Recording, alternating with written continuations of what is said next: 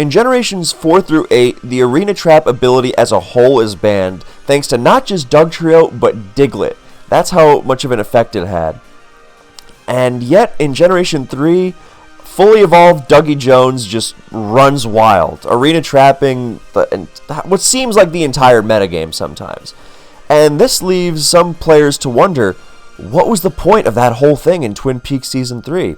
And also, why is Dugtrio not considered broken in advance? Well, I'm here to demonstrate the general consensus that Dugtrio does not just have positive qualities for the metagame, because it doesn't matter how many positive qualities something has if it's broken, but that it also it does not exert a negative effect on the metagame. It doesn't throw anything out of whack.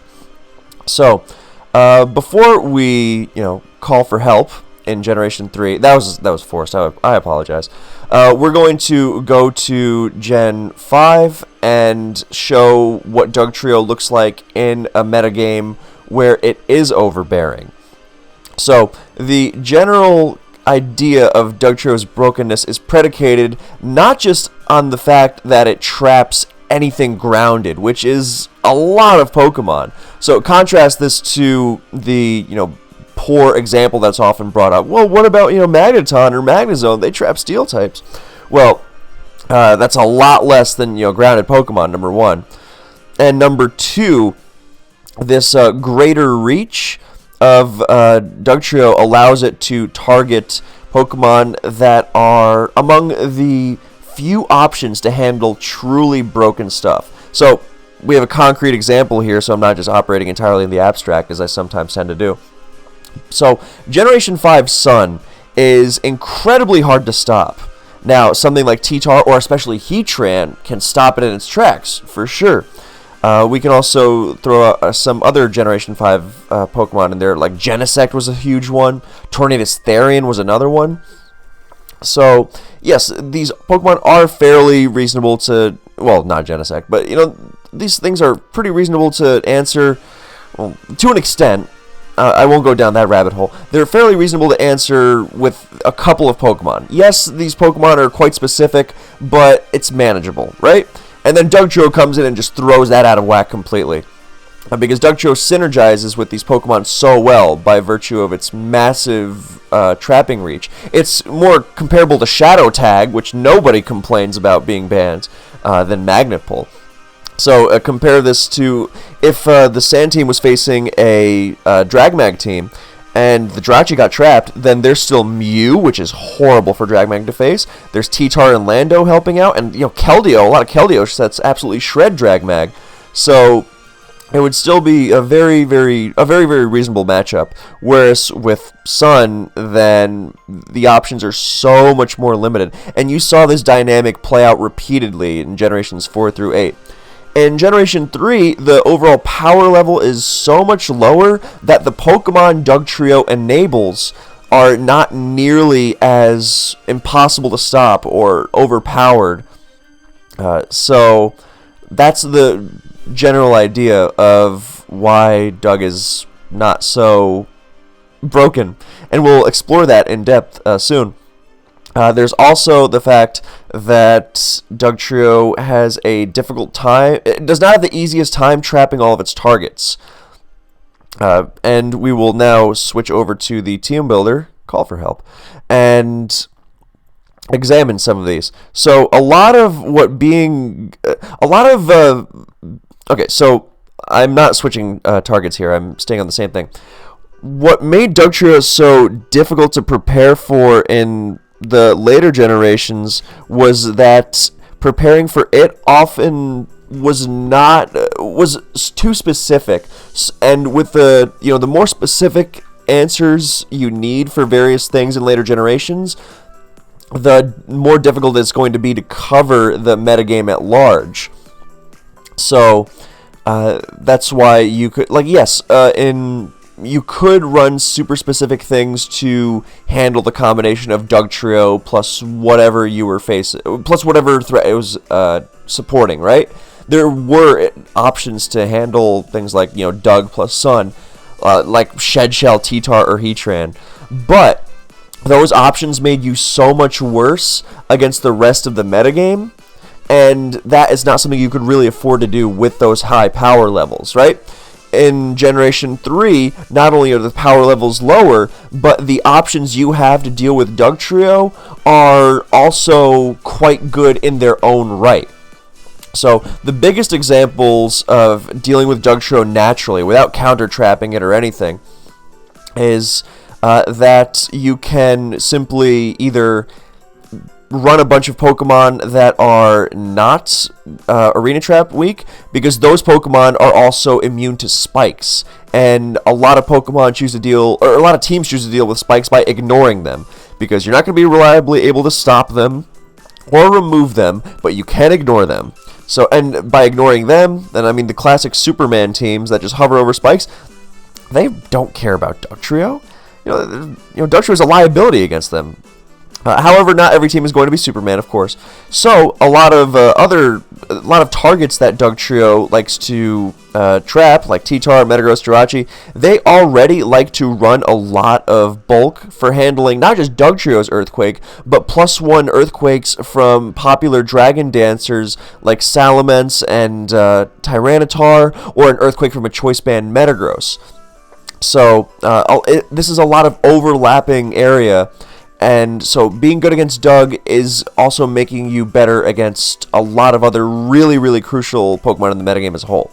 Now, obviously, it's still a choice to be made. Sometimes you don't want your T-Tar to be bulky and taking all these Earthquakes. You want it to be fast and strong. And that's something you're going to have to consider. I mean, of course you're going to have to consider it. It's not like Dugtrio has no presence in the metagame at all. But there are other options for dealing with Doug. But these two alone, the fact that you can handle Doug by going Spikes immune or bulking yourself out to take powerful Earthquakes in general, that's already a major, major difference. And there's also the fact that even if you do get trapped, then the Pokemon Doug is enabling are not going to be automatic wins, impossible to stop. Now, yes, Dugtrio does have quite a large reach against the OU tier, so there are games where it's going to come in and threaten to pick off a bunch of Pokemon on your side, and that's just, you have to execute your game plan better, you have to build your team to account for it, but it's reasonable to do so, and that's the biggest difference. And we have a Gen 3 replay to look at later on. It's actually kind of a funny one. Yeah, that's the biggest one. There are options to counter-trap Dugtrio, though, of course. The most common one, traditionally, is you lure Dougie out with Heracross or Celebi, and it Aerial Aces you or it HP bugs you, and then you go to your own Doug, and then you are able to, even if you lose the speed tie, if it is a speed tie, then you live the Aerial Ace or HP bug, and then you EQ the opposing Doug back, and that's fine, that's cool. Because on such teams, you are going to want a Dugtrio of your own to support it anyway. Now, of course, this is not the only way to counter trap Doug. That would be kind of ridiculous. There are other options, and because remember, I'm saying this in context of all the rest I'm saying, and not just Dugtrio's not broken because you can trap it with your own Doug. That would be absurd. Of course, but that's very much not the case. So what else? Well, you've got Porygon 2, which rose specifically to help against Dugtrio, help out things like Raikou, DD-Tar, Hera, Calm Mind Rachi. And that's a big one. I mean, it's very specific because P2 isn't something you just slap on a team, but P2 also does really amazing things like handle Salamence. It's really good against a lot of offensive Pokemon in general. It spreads paralysis really well, which is awesome for teammates like Heracross. So yeah, great Pokemon. And finally, one that popped up in the last couple of years was you lure Dougie in with Breloom and make it Aerial Ace you, and as you go down you Mach Punch. Now Mach Punch isn't going to KO, but after that you go to your Pursuit Tar, or feasibly your Pursuit Metagross, and then Dougie is locked into Aerial Ace and you just finish it off with Pursuit. And you want Pursuit T-Tar or Metagross alongside your Breloom most of the time anyway, so this is just a naturally effective pairing. And then Dougie's no longer around to pursue your T-Tar, so perfect. So that's those are the ways you can remove Doug forcibly if you would like to. But then there's also it's just tougher for it to trap its, the target. I mean, even Celebi likes running a lot of physical defense for things like HP Bug Arrow, which is much stronger than Doug. And even the Pokemon that most synergize with Dugtrio, Zapdos, Gengar, Blissey, those are really, really nasty alongside Doug, because their checks and counters are mostly removed by Dougie. Super Irachi is another really good example. But even those are not going to become automatic wins if your team is good. And you play well. That's a big one. Dugtrio is very good at punishing bad teams and bad play. So, that's the basic gist. I got through it already. I feel like I should be saying so much more. There's actually a couple notes on Dougie's moveset. That, it's really good because of its speed that lets it outrun even Jolly +1 T-Tar. But it can also go Adamant to have extra power because it still outruns base 100s like Rachi. And it's much, much stronger once you go to 284 attack as opposed to 258. I like to run lots of special defense to take Blissey Ice Beams, and that makes it really slow. But if you get to take a Blissey Ice Beam with spikes down, then that's another thing. The positive effect Dugtrio has, it keeps all these Pokemon in check. And I'm not saying that they would be broken without Dougie around, but it is, Blissey in particular is already such a pain. And to have this option to forcibly remove it is a big part of what makes special attackers viable. It's not the only thing, of course, but it does help out quite a bit. And the fact that Dugtrio doesn't automatically come equipped with a team with hazard support, because spikes are not as omniscient, or not omniscient, omnipresent. I was thinking it's not omnipotent either. Dougie does feel omnipotent sometimes, but it's not as omnipresent as Stealth Rock in later gens, where everything Dugtrio is coming in to target is getting chipped by rocks. Whereas, the replay we're going to look at, neither team has spikes. So it's even, it really likes chip damage because itself is not that strong. But being able to pick off such things like Blissey or annoying T-Tars or, Jirachi is another big one. It can't even do so automatically. You really have to work for Dugtrio traps, is the thing, because it's so frail coming in. And that's another note, by the way. If you're running, it needs a 136 defense stat. So if you have the HP Bug spread, IV spread that makes you have 31 attack and 30 defense, then you already have it. But if you're running max attack, max speed, you need 4 EVs in defense. And the reason is that with the 136 defense stat, you always live CB Tar Rock Slide. Whereas with 135, then you have a 6.3% chance to get KO'd by it. And being able to actually switch right into T-Tar, sometimes, not always, is a big part of what makes Dougie so nasty sometimes. But of course, you have to work for it, because you can't pick off healthy Pokemon, and switching it in can be an absolute nightmare. And BP Zapdos helps out a lot with that, but it's not automatic, and it's still gotta trap that healthy target. So, and sure, you are going to be forced to, like, there are some people complaining that Zapdos sub-passing to Dugtrio, beat up Dugtrio, so Blissey couldn't even counter it, was too difficult to stop. And it's like, no, you just gotta find those other options. You gotta adjust it's not even about adjusting your team sometimes as much as it is about adjusting your play. So, yeah, that's a really big one. So let's look at quickly all the Pokemon that Dugtrio traps in some way. Okay, Blissey, Breloom, Celebi, that's already big. But not really Cloyster. Nope, not really any of these. Okay, Heracross, that's a big one, of course. But Heracross can make the Dug Trap work for it, which is wonderful. Or can use something like Sub.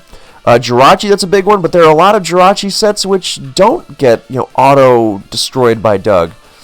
And, of course, Jirachi is a great Dug partner as well. Or a great Dug abuser, but not a broken one. Jolteon, part of why Jolteon's OU and Raikou isn't is because Jolteon does not get trapped by Dugtrio, because it BP's out, because it's faster. Magneton, of course, yeah, that's a big one. Metagross, that's a big one. Milo, Moltres, Mence, Scarm, nope, not really. Snorlax, sometimes if it's weakened, Dougie can pick off things like, 10% Swampert if it wants. That's really cool, that you can guarantee that the opponent doesn't have that death fodder. But you also got to make sure, and this is just part and parcel of making a good Dugtrio team, you got to make sure that you can handle that free turn you're going to give away afterwards. I mean, that's true of any choice bander, of course, but people tend to over-rely on Dugtrio to do their defense for them, because Dugtrio is great at reinforcing defensive cores, but you got to watch out for those things that Doug's not going to be able to handle, like DD Ments is a really big one. Starmie, yeah, Dugtrio is really surprisingly efficient against something that's not outright weak to it, like offensive Starmie, because, you know, EQ outdamages super effective HP Bug, and Starmie's neutral to EQ, but offensive Starmie does get picked off. I mean, even something like offensive Suicune can get picked off because Dugtrio hits quite hard. And even offensive Swampert, that's another thing. That's why when the metagame leans more towards offense and speed and offense and less bulk, then one of the things that benefits is Dugtrio. Another thing that benefits is Aerodactyl, incidentally, for similar reasons against Suicune and Swampert. T-Tar, of course, the big one. That's why Sub is such an underrated choice on T-Tar. And why T-Tar likes bulk so much. But again, T-Tar also likes living +1 EQs from Salamence. And Meteor Mashes from non-banded Metagross. So, and Zapdos is more of a great partner. So, yeah. So now we'll go to a very cool replay against my buddy Sunny, or Eden's Embrace. I'm using I think he made the team he's using. And I think this is either us messing around or for some smaller tournament. So I'm messing around with this team built by our buddy Ostamatitos, who is the best advanced team builder. And he made an excellent team which fires on... Well, this is a great example of Dugtrio synergy. Well, number one, this battle is a great example of...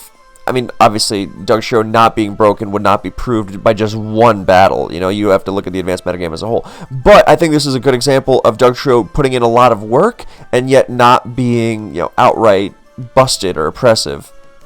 Because it shows that you have to work for your Dougie traps, whereas in other generations with the proliferation of U-turn and higher power level in general, it's with rocks and whatnot, then it feels like it's a lot, to say nothing of like things like Volt Switch, then it's a lot easier to make the Doug trap and subsequent abuse, because it's not just the trap but the subsequent abuse of the removal of the trap Pokemon.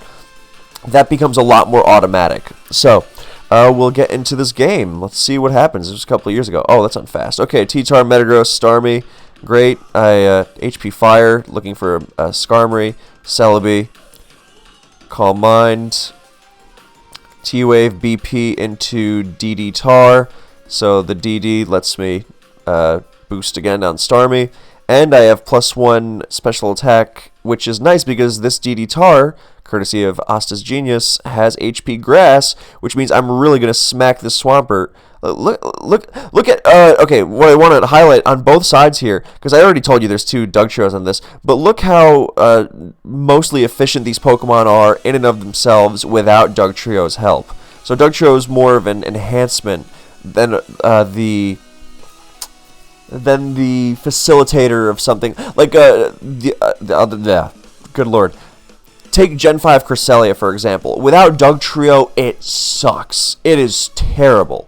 Whereas, so, you get that idea. So yeah, HP, +1 HP Grass really slams Pert, and now my Doug's going to come in and finish it off, even with Protect, and there we go. So here comes Zap, here comes Celebi again, BP into Doug, and now it's going to remove my Celebi, and then I'm going to trap his Doug with my own Doug. So a lot of offensive progress is made. Not all advanced offense revolves around Doug, but a lot of it is really, also my Doug is shiny, which is better. So remove that, and now, okay, so see, here's a good example. Now I've removed his Doug, but I have to deal with Zapdos, and I don't have a Doug answer anymore. So I think I have to answer it with Swampert, which is not an answer. So I think I pivot into Metagross. Yeah, I pivot into Metagross because it takes HP Grass, and it handles something like this. His team is really nice, actually. Eden's.